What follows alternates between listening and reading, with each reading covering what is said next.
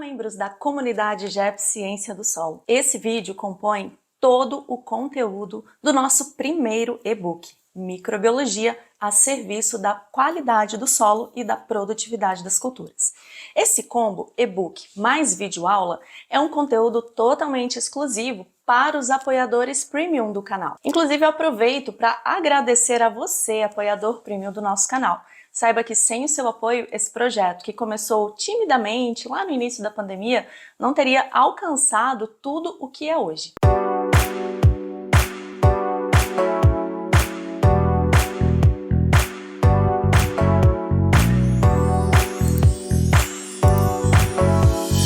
Pessoal, neste conteúdo especificamente, eu quero apresentar para você de forma prática e aplicável, ou seja, o menos abstrato possível, menos conceitual ou teórico possível, como os papéis desempenhados pela microbiota do solo pode e, na verdade, deve ser utilizado para aumentar a produtividade das culturas agrícolas, ao mesmo tempo que promove um manejo mais adequado e equilibrado do solo. Mas, antes de tudo, eu quero que você reflita na seguinte pergunta. Se eu tenho um cultivo que não é orgânico, eu preciso mesmo assim estimular a microbiota desse solo? Para você aproveitar ao máximo esse conteúdo, eu sugiro que você pause o canal, pause o vídeo agora mesmo e tente responder essa pergunta por escrito.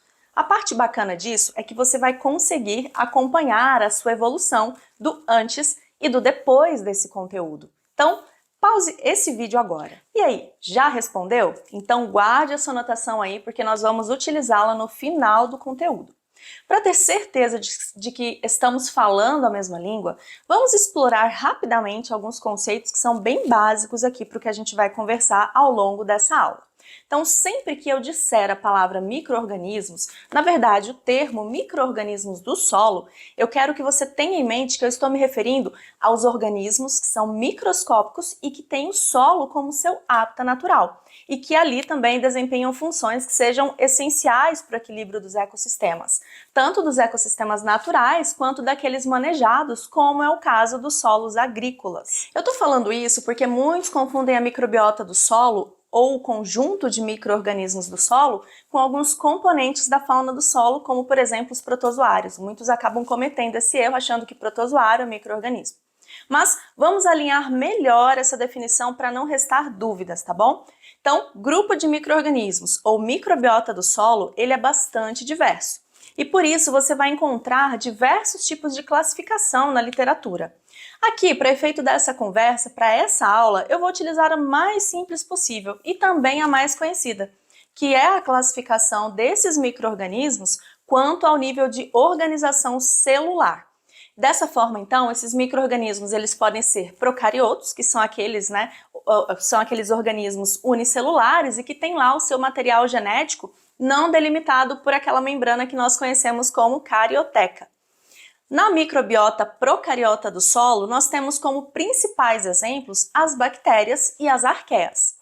Já o segundo grupo, que constitui o grupo dos eucariotos, eles podem ser tanto uni quanto pluricelulares. E esse grupo já possui o seu material genético todo delimitado ali pela carioteca. Ou seja, esse grupo eles possuem um núcleo celular bem definido, separando então o material genético dentro do núcleo e separando esse material genético do citoplasma. Na microbiota do solo, os principais eucariotos que você vai encontrar são os fungos e as algas. Especificamente das algas, nós estamos falando das diatomáceas e das algas verdes. Bom, feitas as devidas definições agora, nós vamos focalizar nas principais funções e contribuições desses seres vivos para o equilíbrio do solo. Agora é hora de fazermos um voo panorâmico nas principais funções dos micro-organismos do solo. Como você deve se lembrar da aula de fatores de formação do solo, vou deixar o link aqui na descrição para você. Os micro-organismos, eles estão ali englobados, inclusos no fator de formação organismos. Eles então participam de diversos processos pedogenéticos. E a gente pode especificar um pouco melhor processos pedogenéticos específicos, como a plintização e a gleisação, quando atuam ali nos processos de oxirredução do ferro, para a formação de solos como plintossolos, gleisolos, ou ainda no processo específico de melanização, atuando na transformação da matéria orgânica nesses solos E esses solos, geralmente por conta disso, terão ali o horizonte achernozêmico, aúmico, entre outros. Bom, esses micro-organismos também podem atuar na biorremediação dos solos, e eles são excelentes ferramentas nos processos de biorremediação. Muitos micro-organismos do solo são bastante amplamente utilizados para remover poluentes ou pelo menos transformá-los em formas que sejam menos tóxicas para as plantas e para os animais que residem em determinado local. Se você fizer uma busca rápida aí no Google Acadêmico, você vai encontrar uma série de pesquisas, muitas mesmo, utilizando leveduras, outras bactérias e alguns fungos também, como é o caso dos fungos micorrízicos arbusculares, em processos de degradação, imobilização, volatilização, fitoextração de poluentes, e esses poluentes podem ser orgânicos ou inorgânicos. E uma terceira função que tem ganhado destaque nos últimos anos é a função de biocontrole. Muitos micro-organismos são usados no controle de pragas e doenças em diversos cultivos agrícolas e, se você ainda não sabe, também na produção animal. Nos últimos anos, diversos bioinsumos estão sendo disponibilizados aí no mercado. Nós tivemos um boom recentemente, de produtos disponibilizados para isso. Mas só para resumir de forma mais simplificada aqui para a nossa aula, esses micro-organismos eles podem atuar principalmente de 3 formas nesse biocontrole: pelo parasitismo, pela competição ou pela antibiose. No parasitismo, esses micro-organismos específicos, eles são usados para parasitar insetos pragas e outros artrópodes, de forma que impeça a explosão populacional desses insetos. Na competição, você tem ali micro-organismos que estão competindo com patógenos por espaço, nutrientes. Isso acaba levando também à limitação do desenvolvimento de doenças, de pragas e assim por diante. Por fim, na antibiose, nós temos micro-organismos capazes de produzir antibióticos. Esses antibióticos vão matar ou vão pelo menos inibir o crescimento de patógenos. Vamos citar aqui alguns exemplos. Então, você já deve ter ouvido falar dos fungos do gênero Tricoderma, que já são amplamente conhecidos no meio agronômico, certo? Eles podem controlar mais de uma dezena de doenças por meio de micoparasitismo, antibiose, competição. Há ainda outros fungos conhecidos como entomopatogênicos, como é o caso da Bovéria baciana, Metarrhizium. E nós temos também a bactéria Bacillus subtilis, que também atua no controle de doenças por meio do antagonismo, relacionado à produção de antibióticos. E esses antibióticos, eles são antifúngicos. Temos também as bactérias do gênero Pseudomonas, que controlam podridões radiculares, com a competição por substratos como mecanismos de controle desses patógenos. A quarta função dos micro-organismos é a sua capacidade de incorporar carbono no solo. Mas você sabe qual a importância do carbono para os micro-organismos do solo? Caso você ainda não entenda muito bem, eu vou te explicar e tentar esclarecer da melhor forma possível aqui. Bom, da mesma forma que nós, seres humanos, precisamos de nutrientes para viver, os micro-organismos do solo, qualquer outro micro-organismo, também tem as suas necessidades nutricionais. Esse elemento, que é tão abundante nos resíduos orgânicos, é fonte de energia para muitos desses micro-organismos. E quando nós falamos sobre isso, nós estamos nos referindo aos quimio-organotróficos e os quimiolitotróficos. Dessa forma, quanto mais carbono tiver no solo, maior será a quantidade de energia disponível para esses micro-organismos. É muito importante ressaltar aqui para vocês que esse não é o único bom motivo para se querer manter ou incorporar o carbono no solo. Em geral, quando a gente perde carbono no solo, essa perda ocorre por meio da liberação desse elemento químico na forma de dióxido de carbono, ou gás carbônico, que é um importante gás de efeito estufa. Então, quando a gente perde o carbono que está no solo, nós não perdemos somente o seu benefício como fonte de energia para os micro-organismos e demais atributos edáficos que a gente já vai falar daqui a pouquinho, mas também estamos contribuindo para potencializar o efeito estufa no planeta. Bom, a presença de carbono no solo e, consequentemente, de matéria orgânica em geral, pode trazer inúmeros benefícios para o solo. Mas antes, deixa eu esclarecer uma coisa importante aqui. Quando você olha lá no laudo de análise de solo, o resultado do teor de matéria orgânica que você vê ali refere-se, na verdade, ao conteúdo de moléculas orgânicas presentes no solo que são constituídas por diversos elementos químicos, carbono, enxofre, nitrogênio, fósforo e tantos outros elementos. Talvez você não saiba, mas na verdade, lá no laboratório, a gente quantifica o teor de carbono orgânico do solo. Ou seja, você desconsidera todos aqueles demais componentes, nitrogênio, fósforo, enxofre, etc. E aí, para transformar esse resultado em matéria orgânica, nós multiplicamos o resultado de carbono orgânico total por 1,724 para obter o teor final de matéria orgânica. Mas agora, voltando aos benefícios de manter o carbono no solo, vamos falar um pouquinho do que acontece quando se aumenta a matéria orgânica. Nós temos um estímulo da atividade microbiana, que por sua vez atua na ciclagem de nutrientes. Se atua na ciclagem de nutrientes, disponibiliza nutrientes para as plantas. Dessa forma, nós vamos então melhorar o crescimento vegetal. Além disso, essa mesma atividade microbiana vai produzir mais matéria orgânica umificada, que é importantíssima para a retenção de água no solo. Se a gente tem mais água, a gente melhora o ambiente de crescimento de plantas. E essa mesma matéria orgânica umificada também é responsável por atuar como cimentante entre as partículas que formam os agregados no solo. Se nós temos uma melhor agregação, aumenta-se a porosidade do solo e melhora-se, consequentemente, a infiltração de água que acontece nos macroporos e também a retenção de água que acontece nos microporos. Olha só que ambiente propício para o crescimento de plantas quando se tem mais carbono no solo. E a gente já sabe que um solo mais bem agregado terá ainda menor erodibilidade. O que significa isso? Maior resistência à erosão. Vai então evitar perdas de nutrientes que seriam menos absorvidos pelas plantas em casos de erosão. Então percebam que grande parte dessas melhorias promovem a qualidade do solo e também o crescimento de plantas de forma mais abundante.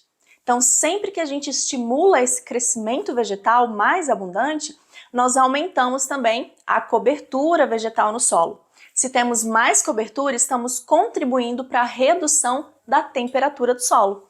E essa temperatura mais amena, ela facilita o desenvolvimento da planta, mas também favorece a microbiota do solo, além de reduzir perdas de água por evaporação.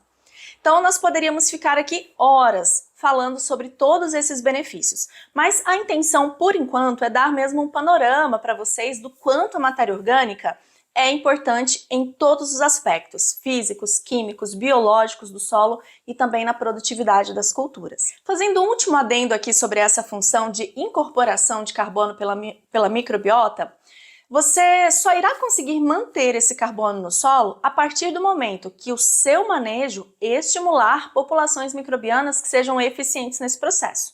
O que significa isso? Que você deve priorizar manejos que selecionem aqueles micro-organismos que, à medida que decompõem a matéria orgânica do solo, incorporem também mais carbono na sua estrutura, no corpinho ali do micro-organismo, em vez de liberar carbono na forma de CO2 para a atmosfera. Então, veja bem, quanto mais desequilibrado estiver o seu solo, mais micro-organismos ineficientes no aporte de carbono no solo você terá. E, portanto, você vai ter mais perdas de carbono que vai se acumular ao longo do tempo. A quinta função dos micro-organismos do solo refere-se à capacidade desses micro-organismos de decompor a matéria orgânica, que é adicionada ali na superfície.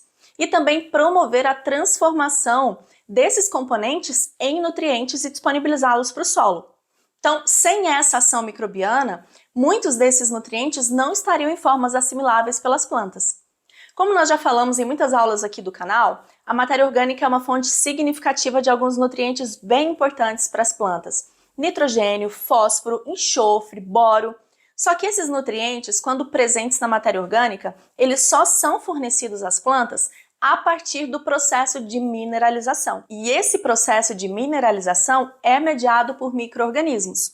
Então, a atuação dos micro-organismos de solo na decomposição da matéria orgânica tem papel muito importante na ciclagem de nutrientes e, consequentemente, na nutrição mineral de plantas. Cada um daqueles grupos de micro-organismos do solo que nós falamos lá no início podem desempenhar funções totalmente diversificadas nesse aspecto. Começando então pelas bactérias, a gente pode citar muitos, mas vamos colocar aqui os principais. O primeiro do ranking seria a fixação biológica de nitrogênio, que é a transformação do N2, ou nitrogênio atmosférico, em formas assimiláveis pela planta. e ela é realizada por diversas bactérias. Poderíamos incluir gêneros como Bradyrhizobium, Rhizobium, Azospirillum, Azotobacter e muitos outros. Temos também a nitrificação, que é a conversão do amônio em nitrato. Esse processo, por exemplo, é realizado por bactérias pertencentes a gêneros como Nitrosomonas, Nitrosococcus, Nitrospira, Nitrobacter, Nitrococcus. Temos ainda desnitrificação, no qual as bactérias vão converter o nitrato em gases nitrogenados, como óxido nítrico, óxido nitroso e nitrogênio gasoso. Outro processo importante, mineralização dos nutrientes da matéria orgânica, como nós já falamos, nitrogênio, fósforo, enxofre, boro. A amonificação é outro processo que é mediado por bactérias, em que há a transformação do nitrogênio, que está na matéria orgânica, em amônio. Temos também a imobilização e degradação de poluentes no solo e o antagonismo, que é realizado contra muitos fitopatógenos. Podemos citar ainda também os solubilizadores de fosfato, que é realizado geralmente por bactérias de gêneros como Pseudomonas, Bacillus, Burkholderia, entre outros. Vamos falar um pouquinho agora dos fungos, que também são muito atuantes na transformação da matéria orgânica e participam aí de vários processos. Nós poderíamos citar também como primeiro ali do ranking dos fungos a formação da micorriza, que é uma simbiose mutualista importantíssima para aumentar a absorção de água, fósforo, zinco pelas plantas. Temos também a solubilização de fosfato, feita por muitos fungos do gênero de Penicillium, Aspergillus. Temos também a promoção da agregação do solo por meio do crescimento do micélio extraradicular desses fungos e a liberação de glicoproteínas como a glomalina dos FMAs. Essas glicoproteínas vão cimentar, vão colar as partículas do solo, ajudando esses agregados a ter maior estabilidade. Assim como as bactérias, os fungos também vão atuar na imobilização e degradação de poluentes orgânicos e inorgânicos no solo. Temos também a participação deles na mineralização dos nutrientes.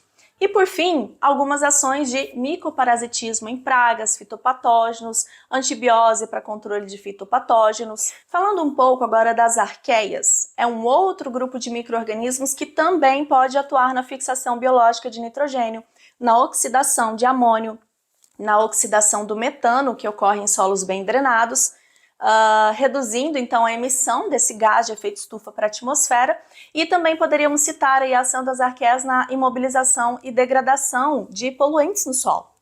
E por fim, nós temos as algas, que promovem também a fixação biológica de nitrogênio, como as algas do gênero Nostoc, Sinotema e Calotrix. Algumas delas realizam fotossíntese, o que favorece o aporte de carbono no solo, é um fluxo de energia para o solo, e ainda a agregação do solo por meio da liberação de mucilagem, né, que essas algas liberam ali no solo e acaba atuando também como cimentante dos agregados do solo. Por fim, nós temos a sexta função desses micro-organismos do solo, que é a promoção direta do crescimento das plantas. Até o momento, a gente falou bastante sobre processos e ações que indiretamente favorecem o crescimento das plantas, mas a microbiota do solo ela pode atuar diretamente também com diversos processos.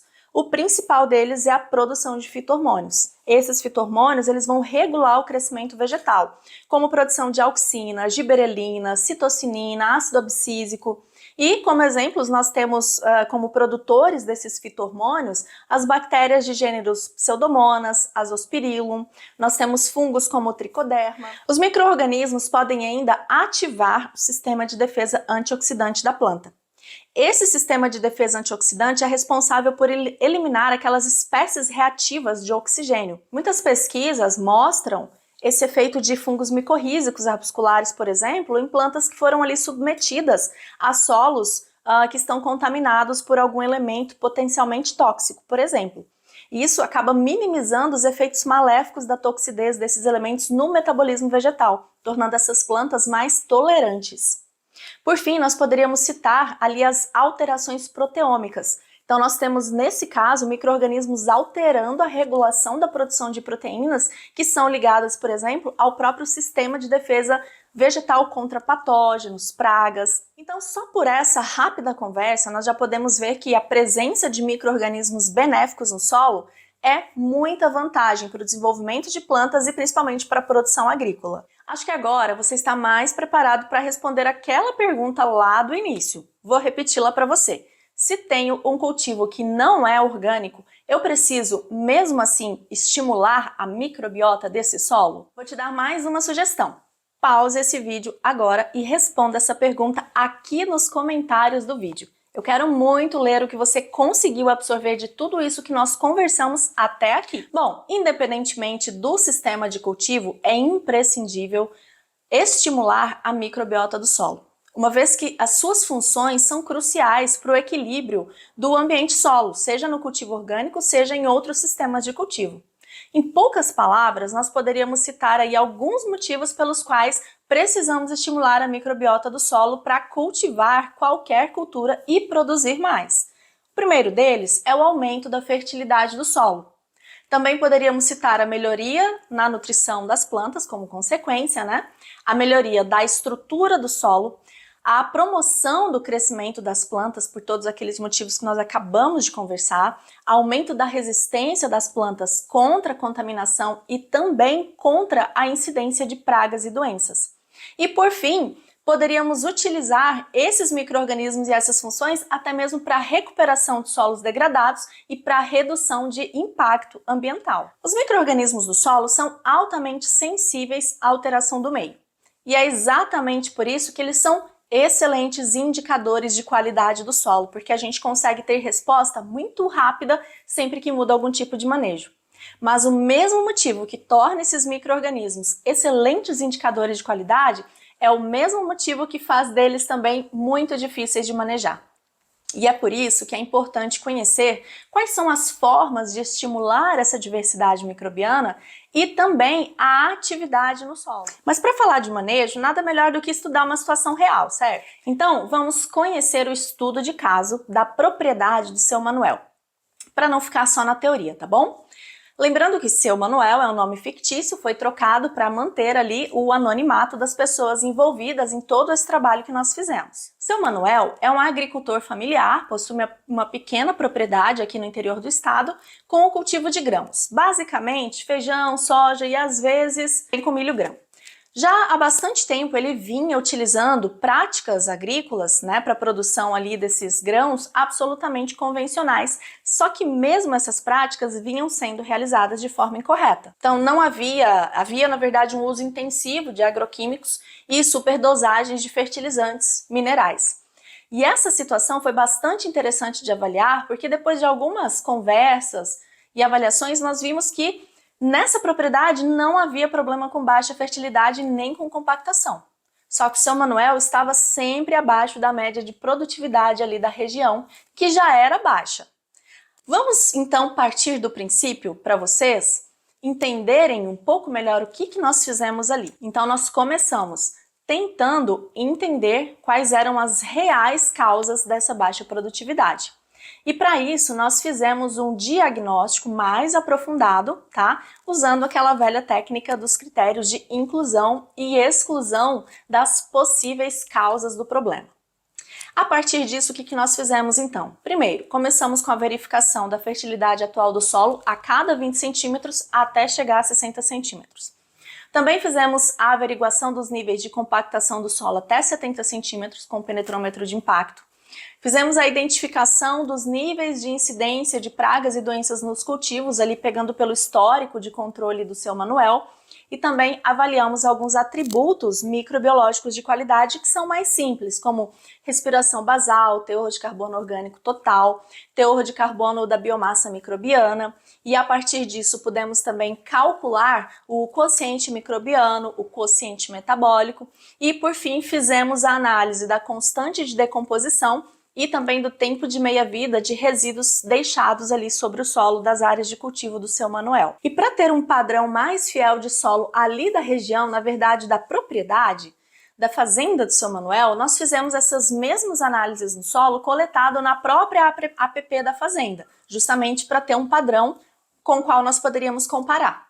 E olha só o que nós conseguimos concluir a partir dos resultados que nós obtivemos ali. Havia uma ocorrência normal de pragas e doenças nas culturas, nada incontrolável a ponto de reduzir drasticamente a produtividade da cultura. Havia um nível razoável de nutrientes no solo no geral, tá? Principalmente na camada superficial, nada que uma adubação de correção ou de manutenção não resolvesse o problema. Também não tinha problemas, não detectamos problemas graves de compactação do solo, até porque a textura do solo da fazenda era média, então não haveria ali casos muito sérios de compactação. Mas quando a gente viu os atributos microbiológicos, os resultados foram bem menos animadores. De forma resumida, vou contar para vocês o que a gente achou ali. Teores irrelevantes de carbono orgânico total, carbono orgânico do solo, né? Baixíssimos teores de carbono da biomassa microbiana e, claro, por causa disso, tínhamos também um quociente microbiano também muito baixo. E embora a respiração basal do solo não tenha sofrido diferenças estatísticas ali em relação ao nosso padrão, que era a APP, o quociente metabólico da área agrícola foi bem maior. Indicou ali pra gente então que havia uma microbiota bem desequilibrada e ineficiente na incorporação de carbono no solo. E essa possível ineficiência da microbiota também acabou sendo corroborada, ou seja, confirmada, pela baixa constante de decomposição de resíduos que nós encontramos no nosso teste e, com certeza, consequentemente, maior tempo de meia-vida desses resíduos sobre o solo. Então, resumindo, a área agrícola da propriedade do seu Manuel tinha um solo física e quimicamente adequado, necessitando de pequenos ajustes, mas com uma microbiota totalmente ineficiente em incorporar carbono. E, consequentemente, estava liberando grande quantidade de dióxido de carbono para a atmosfera. Provavelmente havia baixa diversidade de micro-organismos no solo, tanto pela baixa atividade microbiana, que nós vimos ali, quanto pela lenta decomposição dos resíduos no solo, que nós detectamos ali no teste de decomposição. Então as plantas elas não estavam se beneficiando dos serviços ecossistêmicos dos quais nós já discutimos aqui ao longo dessa aula. Mas claro, nós sugerimos a partir desse diagnóstico algumas possibilidades de manejo para o seu Manuel ir adotando de forma paulatina. Então, vamos lá. Considerando que a população microbiana atual era ineficiente, estressada e pouco diversa, nós começamos a indicar para o seu Manuel que ele iniciasse o uso de bioinsumos na propriedade, inoculantes, produtos ativadores, porque esses produtos eles acabam acrescentando ao solo aquelas populações microbianas benéficas que foram suprimidas por causa desse manejo incorreto adotado ao longo de muitos anos. E a partir disso, seu Manuel provavelmente vai conseguir construir uma microbiota um pouco mais diversa no solo. E com esse aumento na diversidade microbiana, vai haver o quê? A elevação da redundância funcional entre muitas populações microbianas. Ou seja, vamos ter ali várias populações realizando a mesma função no ambiente. Então, caso uma dessas populações acabe sendo suprimida por algum pequeno desequilíbrio que possa acontecer no solo e que é comum, outras populações microbianas continuarão realizando esse processo no solo. Então, a partir disso, mesmo com esse pequeno desequilíbrio, há manutenção do equilíbrio geral no ecossistema edáfico, porque o processo não deixa de ser realizado. Só que só inocular e colocar micro-organismos no solo não vai resolver, tá? Então, para manter essa diversidade de micro-organismos benéficos, é preciso variar também os tipos de resíduos vegetais e tipos de plantas também que são ali colocados naquele solo. E por isso uma outra indicação nossa para o seu Manuel foi o uso de adubação verde, conciliada ou não com a rotação de culturas. Então os adubos verdes, eles vão ser utilizados na área, seja em pré-plantio ou consorciação com as culturas principais, e eles vão acabar favorecendo ali a entrada de nitrogênio pela fixação biológica do nitrogênio e também de carbono por causa da decomposição dos resíduos dessa própria biomassa vegetal dos adubos verdes. E para a rotação de culturas, nós sugerimos ali para o seu Manuel, como não era uma propriedade muito grande, a subdivisão das glebas que ele já tinha em glebas menores, para que ele adotasse diferentes sequências de cultivo em cada gleba durante toda a safra. Agora, já considerando a textura do solo da área e a sua relativa erodibilidade, havia a possibilidade ali de implantação do sistema de plantio direto. Por quê? Por conta da textura, não haveria grandes problemas ao longo do tempo com compactação. Então, essa palhada, se ela for deixada sobre a superfície do solo, como nós já conversamos, vai aumentar o aporte de matéria orgânica no solo. Com isso, nós teremos maior estímulo à atividade microbiana devido ao aumento na disponibilidade também de nutrientes como carbono, nitrogênio, e então ocorrerá crescimento de populações de micro-organismos no solo, principalmente aqueles que foram inoculados lá anteriormente. Mas não é só aplicar tais práticas de manejo e virar as costas e só colher todo ano. A reavaliação constante de todas essas alterações do manejo é fundamental, porque a partir disso você consegue replanejar e definir os ajustes necessários ali ao longo do tempo. Então, para isso, nós recomendamos seu Manuel que ele realize, a partir de agora, periodicamente amostragens e análise do solo, após a adoção dessas novas medidas, para avaliar se elas realmente estão sendo benéficas nas condições e na realidade de produção da fazenda dele. Bom, o seu Manuel ele ainda não chegou no período de fazer as primeiras avaliações, mas o que será que ele deve esperar desses manejos para conseguir dizer se esse protocolo de práticas que está sendo adotado ali, ele está adequado ou não? Para começar, ele deve esperar um aumento na biodiversidade de micro-organismos no solo. Com isso, haverá uma maior redundância funcional sobre a qual nós já conversamos agora há pouco. E essa redundância representa uma garantia de manutenção dos processos no solo, como transformação de nutrientes, decomposição da matéria orgânica, ciclagem de nutrientes, incorporação do carbono no solo. O seu Manuel ele deve também esperar um aumento, na verdade de um pouco mais de longo prazo, do aumento do teor de carbono orgânico total. E com o aumento do teor de carbono orgânico total, ele também vai ter melhoria na agregação do solo, porosidade, retenção de água, infiltração de água no solo e entre outros aí que nós já conversamos. De forma geral, nós poderíamos citar ainda aumento do crescimento radicular por conta da melhoria na estrutura física do solo, aumento do crescimento da parte aérea, se tem mais parte aérea, mais fotossíntese sendo realizada, então mais dióxido de carbono sendo capturado, maior produção, estímulo a simbioses importantes para a nutrição mineral de plantas, como a fixação biológica, a micorriza, uso eficiente de nutrientes pelas plantas, aumento da produtividade e também algo muito importante que é a maior possibilidade de manutenção de boa produtividade em longo prazo. Ou seja, ele não vai ter uma boa produtividade só umas 2 primeiras safras ali e depois começa a decair. Isso vai se manter ao longo de um tempo maior. Bom, para finalizar, eu gostaria de enfatizar para você que altas produtividades exigem bom equilíbrio do solo. E esse equilíbrio ele é alcançado somente quando todos os parâmetros do solo estão de fato em equilíbrio. Quando eu falo parâmetros, eu estou me referindo a parâmetros físicos, químicos e biológicos. Então, não basta somente atender à demanda de nutrientes da planta ou até mesmo aplicar corretamente as doses de fertilizantes que são recomendados ali no manual de adubação. Ou ainda só controlar a compactação do solo. Porque a qualidade microbiológica do solo é que vai manter a execução de todos aqueles processos que nós já falamos e que vocês viram que são indispensáveis para o desenvolvimento vegetal. Por isso, o fator microbiológico é muito relevante para a sustentação da produção de alimentos em todo o mundo. Bom, nós vamos encerrando por aqui a nossa aula e eu espero que esse conteúdo tenha de fato te ajudado. Te espero nas próximas aulas do próximo e-book, pois a gente vai falar de fixação biológica de nitrogênio. Até lá!